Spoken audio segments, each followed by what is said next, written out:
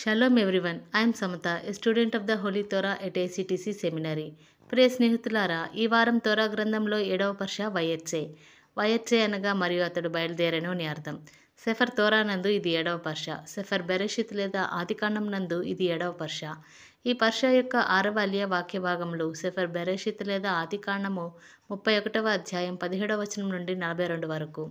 యాకోబు తన భార్యలు, పిల్లలు, ఆస్తి అంతా ఒంటెలపై ఎక్కించుకొని లాబానుకు చెప్పకుండా రహస్యంగా బయలుదేరాడు. రాహేలు తన తండ్రి ఇంటి నుండి తెరాఫీము ఇంటి దేవతల విగ్రహాలు దొంగిలించింది. 3వ రోజున లాబానుకు తెలిసి యాకోబును 7 రోజులు తరిమి గిలాదు కొండల్లో అందుకున్నాడు. రాత్రి ఎలోహిం లాబానుకు కలలో కనిపించి యాకోబుతో మంచిగానో చెడుగానో మాట్లాడవద్దు అని హెచ్చరించాడు. లాబాను, నువ్వు రహస్యంగా ఎందుకు పారిపోయావు? నా కూతుళ్లను, మనవళ్లను ఎందుకు దొంగతనంగా తీసుకెళ్లావు? నా తెరాఫీము ఎవరు దొంగలించారు అని ఆగ్రహంగా అడిగాడు.